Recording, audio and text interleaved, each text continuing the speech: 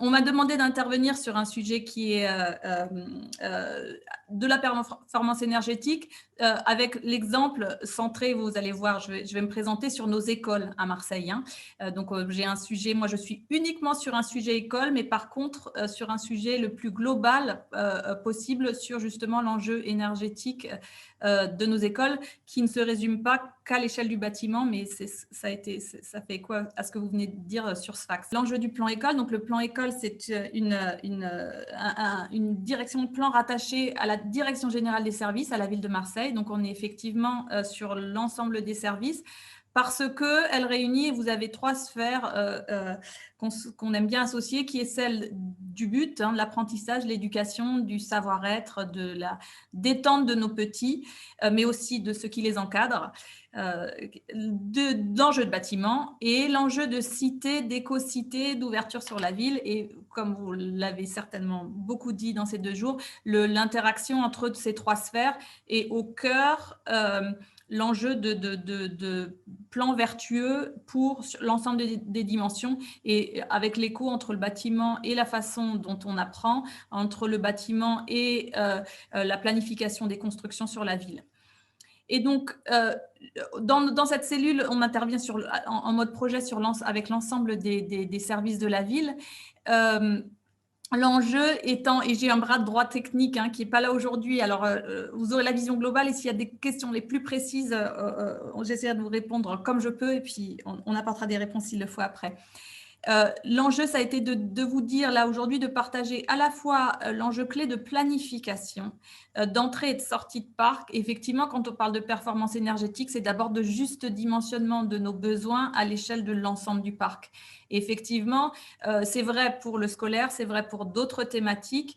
L'enjeu d'abord de meilleure économie, c'est cette planification-là et de se dire, je le schématise parce que c'est vrai et ça doit être vrai aussi pour vos écoles, c'est vrai souvent dans beaucoup de villes, c'est qu'on répond à des besoins et on s'étend et on réduit moins, c'est difficile, il y a des enjeux de carte scolaire et de maillage derrière, on réduit moins notre parc et l'enjeu c'est d'avoir effectivement un parc qui correspond à nos besoins et donc dont on a la maîtrise complète. Hein. Donc, je vais venir sur cet enjeu-là. Et le deuxième enjeu, c'est celui effectivement de performance des bâtiments. Et je vais essayer de vous partager des éléments, je dirais, autant de méthodes que de résultats. Hein, parce que ça peut aussi vous intéresser peut-être la façon dont on a procédé, dont on s'est un peu trompé, sur lesquels on a un peu ajusté voilà, qui peuvent vous servir peut-être.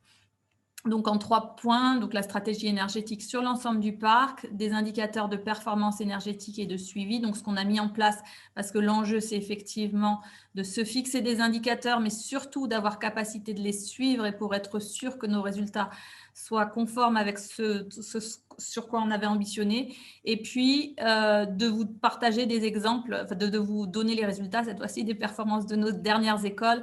Notamment, alors, il y aura du neuf aussi aujourd'hui. Comme je ne suis pas intervenue hier, j'ai mis un peu des deux et on a beaucoup travaillé sur le neuf et un peu sur la réhabilitation et parce qu'on est en cours. Donc, je vous partagerai tout ça et c'est du neuf et de la réhabilitation, si ça vous convient. Donc, effectivement, premier élément, donc on a un parc de 470 écoles sur Marseille, hein, c'est 280 sites, c'est la deuxième ville de France, donc on a beaucoup d'écoles, avec des enjeux de création, d'extension, de restructuration, de maintenance, de réhabilitation, de démolition, reconstruction, de changement d'usage. Et qui évolue beaucoup en fonction des besoins géographiques et aussi des méthodes pédagogiques. On a besoin de plus d'espace par enfant dans le temps. On a moins d'effectifs par classe. On a besoin de plus d'espace par enfant. Donc, notre parc, c'est globalement 5 grandes typologies architecturales et puis celles qui ne rentrent pas dans les cases parce qu'en lien avec effectivement l'évolution de la population marseillaise que vous avez en bas, je trouve qui est toujours intéressante de remettre en perspective à 200 ans et donc les extensions, les fortes extensions de parcs avec jusque dans les années 70 des grands modèles, donc les modèles Jules Ferry jusque dans les années, en gros 40, le Front populaire, Légère, qui était un architecte local qui effectivement a beaucoup inspiré tout un grand nombre de parcs. Les GEP, vous allez le voir, ça va avoir un écho sur la façon dont on travaille sur la rénovation, la réhabilitation par typologie, et puis des écoles qui rentrent moins dans des cases standards.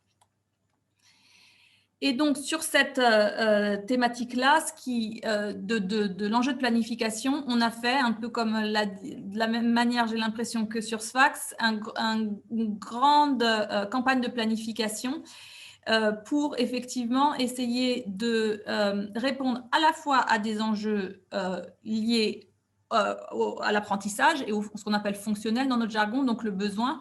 Très schématiquement, vous avez une carte qui dit sur Marseille, le nombre moyen de mètres carrés de bâtis scolaires par enfant est moins important dans le centre que dans la périphérie. Pour essayer de le résumer, on a construit plus d'équipements en périphérie et la dynamique démographique a été encore plus concentrée. Donc, on a aujourd'hui un décalage entre nos bâtiments et nos enfants sur notre territoire. L'enjeu, effectivement, le deuxième enjeu, ça a été, comme vous, de faire un diagnostic technique, donc un audit technique de l'ensemble de nos bâtiments aussi, donc des 470, avec un état des lieux complet et des estimations sur chacun par bâtiment, par local et par corps d'État, donc le diagnostic fonctionnel, et puis une projection des besoins pour effectivement arriver à un ajustement de notre stratégie de programmation de travaux et d'aller vers une planification long terme, donc qui croise des objectifs techniques et des objectifs de besoin, et de hiérarchiser nos actions à la fois par rapport à leur enjeu technique, mais aussi par rapport à leur enjeu en termes de besoins.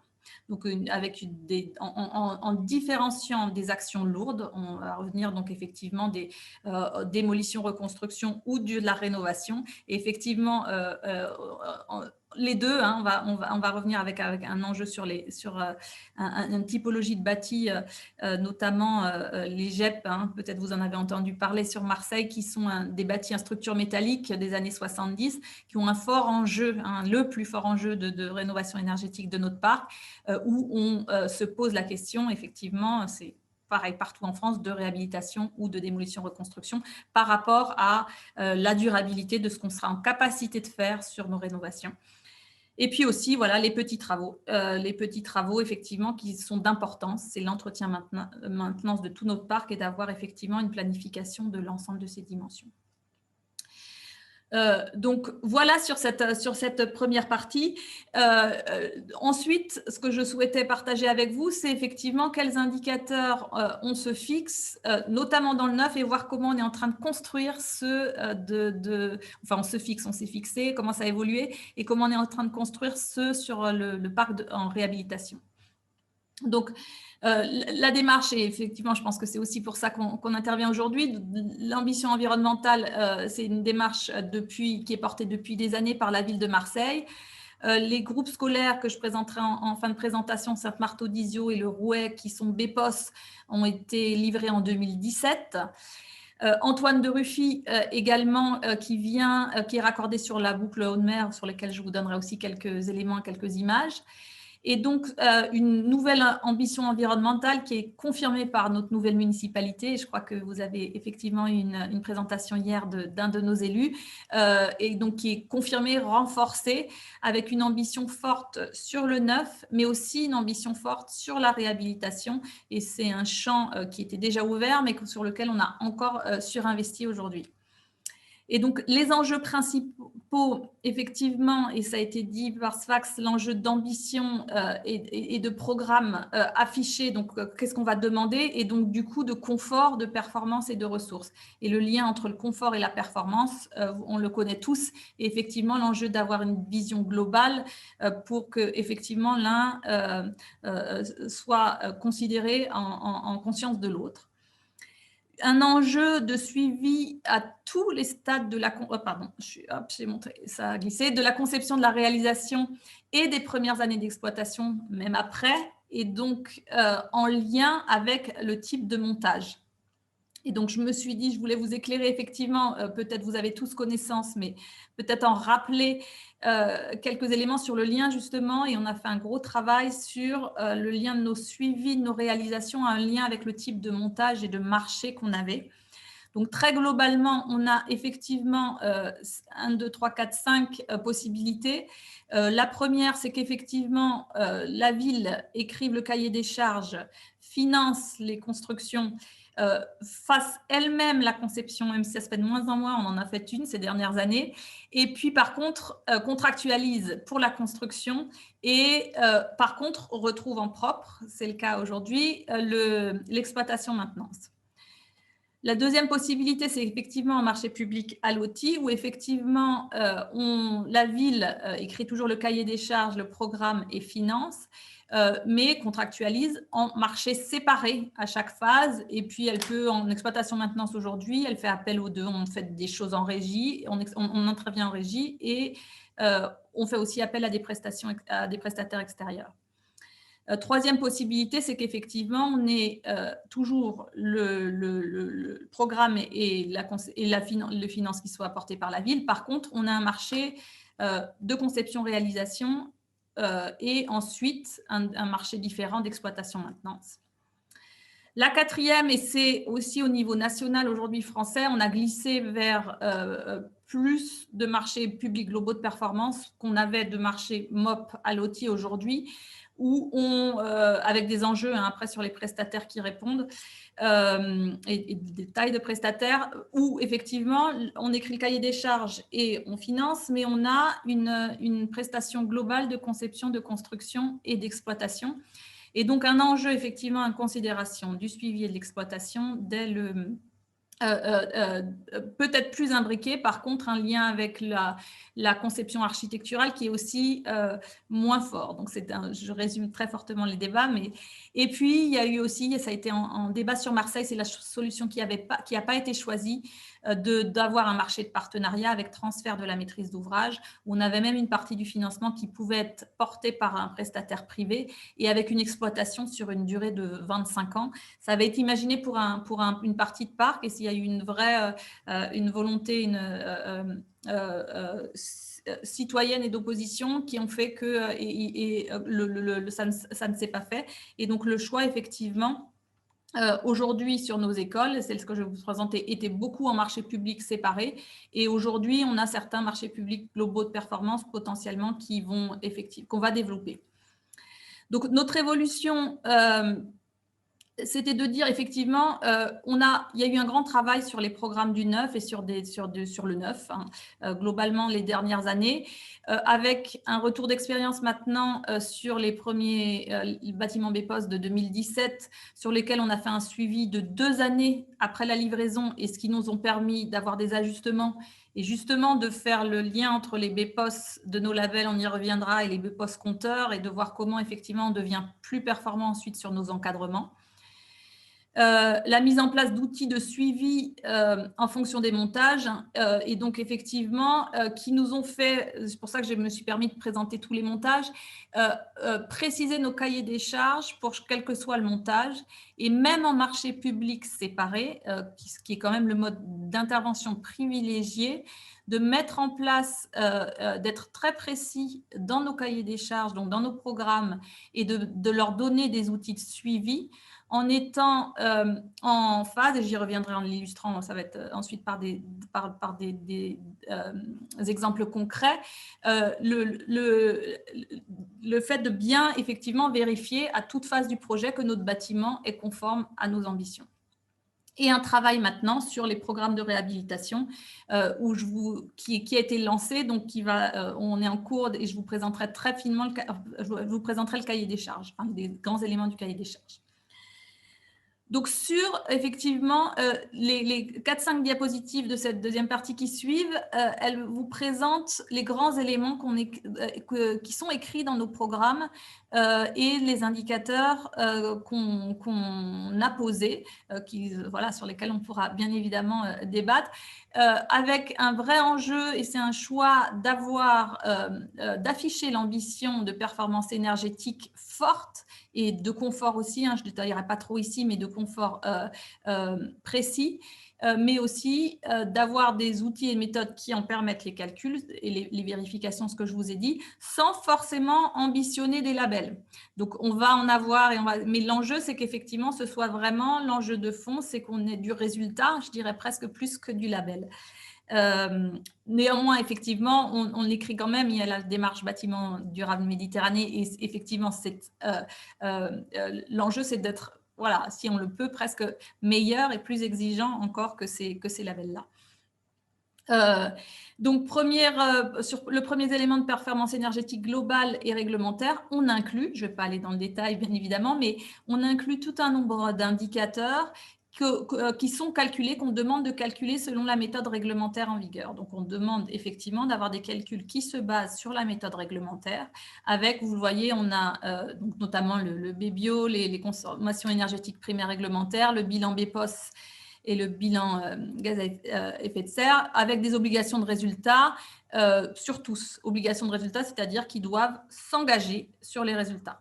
On a un tableau en annexe qui dit à quel moment des stades de notre conception, de notre construction, etc., ils auront les outils qui nous permettront de le vérifier. À ce moment-là, on viendra le vérifier, mais ils doivent respecter ces engagements. Donc, c'est des engagements qui doivent être respectés. On a ensuite tout un nombre d'indicateurs où on exige aujourd'hui, et ce n'était pas le cas avant, d'avoir une performance énergétique, des indicateurs qui se basent sur des calculs en simulation thermique dynamique, avec effectivement là aussi des obligations de résultats et des méthodes de suivi aux différentes phases de nos projets.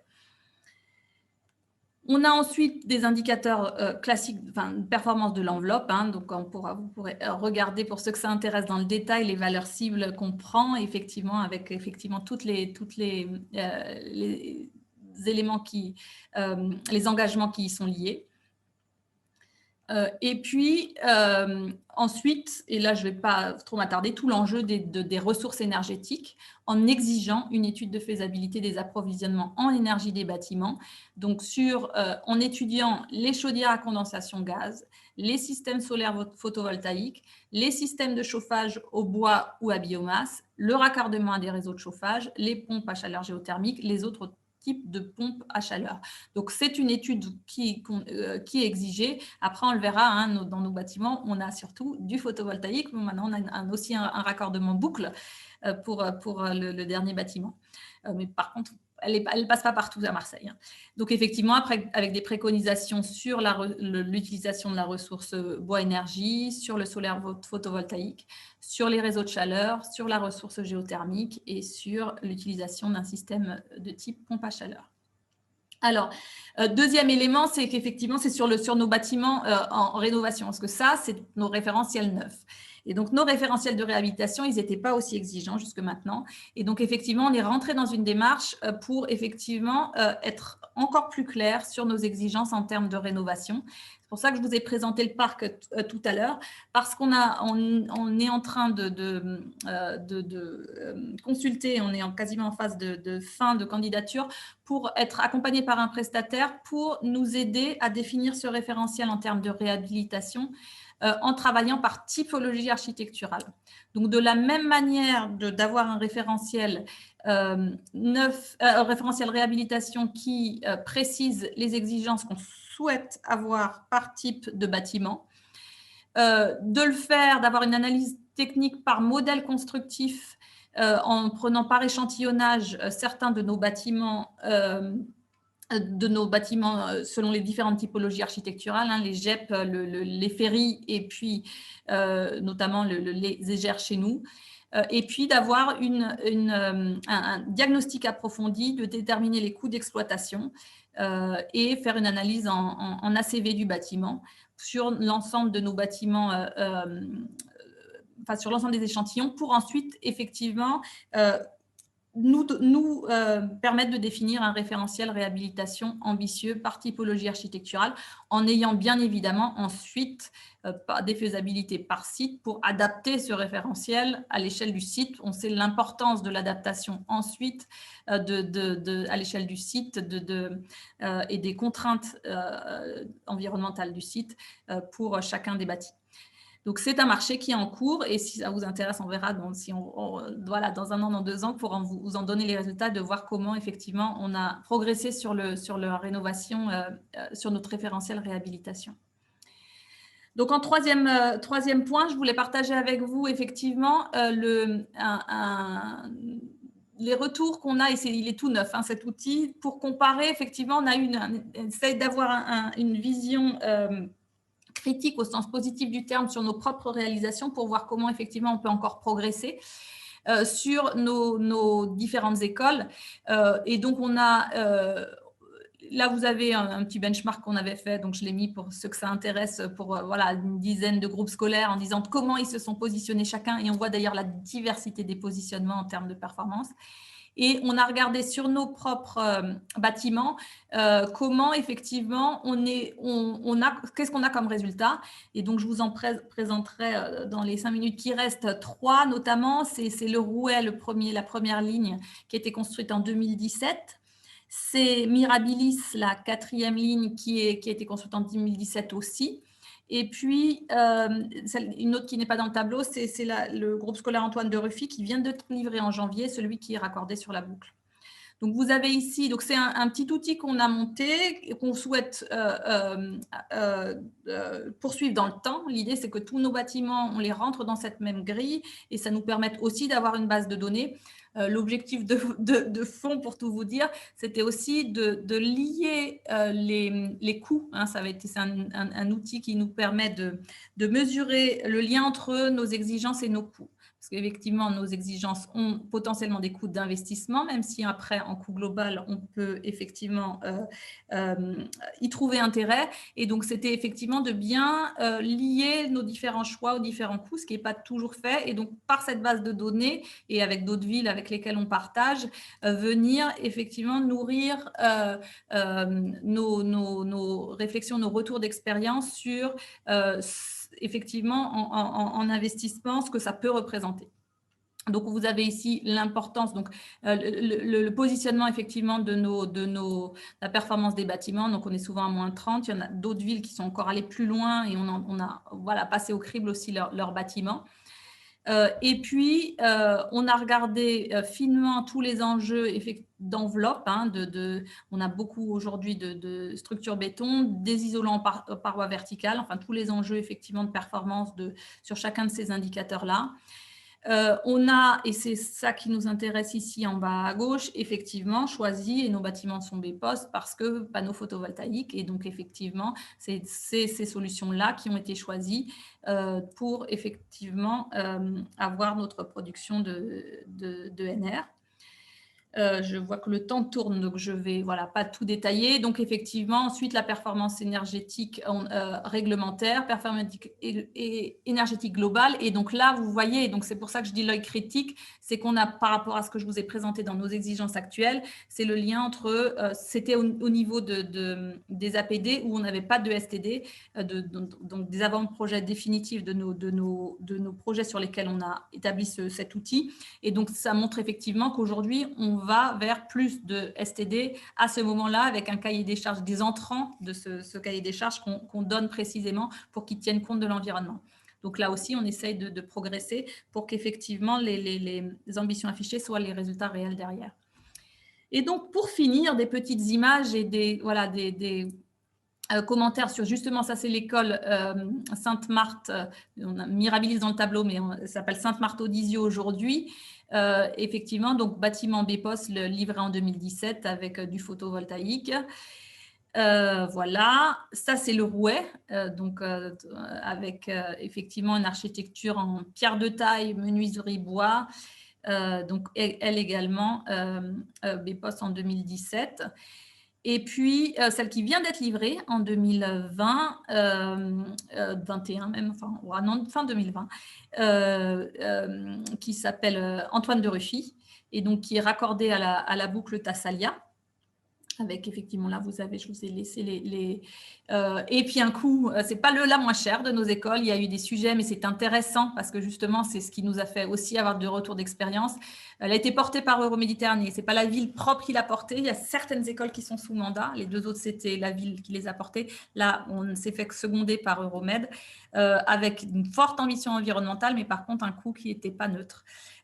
Il y a eu des sujets béton bas carbone, de coût du béton bas carbone, mais justement, ce n'est pas pour ça qu'on l'élimine, au contraire, mais on essaie de progresser sur effectivement qu'est-ce qui a potentiellement justifié ces coûts.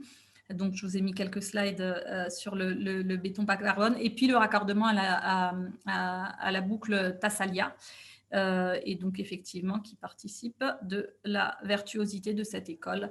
Vous avez ici toutes les considérations énergétiques de cette école-là. Voilà, et alors il me reste ensuite, effectivement, je vous ai simplement mis, donc c'est des ambitions, effectivement, dans nos programmes. Elle était celle de Antoine de Ruffy et E3C1. Et donc, on a une exigence, comme je vous le dis, ce n'est pas le label qui compte, mais par contre, on a suivi, et c'était le cas des 3 écoles présentées, l'expérimentation E3C1, donc, qui préfigurait la réglementation thermique 2020. Voilà. Et donc, pour terminer, et après, s'il me reste encore une minute, je vous passe un petit film d'1 minute sur l'école. Ce qu'il faut retenir pour nous, en tout cas dans cet échange d'expérience, c'était effectivement l'enjeu du juste dimensionnement du parc, qui est un fort enjeu de performance.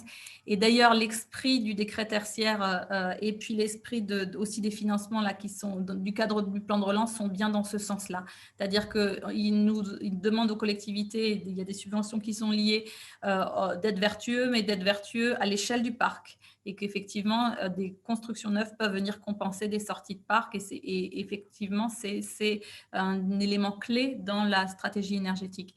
Des indicateurs de performance et de ressources énergétiques qu'on a précisé, l'enjeu du confort versus performance énergétique, sur lequel je ne me suis pas trop étendue ici, mais sur lequel on travaille de façon clé, notamment pour des utilisateurs scolaires. Alors, c'est pas, voilà, il y a un public un peu spécifique et effectivement, la façon dont on utilise nos bâtiments participe ou un peu moins de la performance, donc c'est vraiment clé. Sinon, on n'arrive pas à atteindre nos objectifs qu'on s'était fixés parce qu'on n'a pas tout à fait l'utilisation qu'on avait imaginée. Donc, on essaie d'être clair sur les usages dans nos entrants, les enjeux de suivi à toutes les phases. Et donc, c'est vraiment ça sur lequel on a évolué, c'est de suivre à toutes les phases de nos projets. La performance versus marché, donc les grands enjeux de marché public à l'outil séparé ou globalisé, et la réhabilitation sur lequel on avance sur notre référentiel et sur l'analyse par typologie architecturale.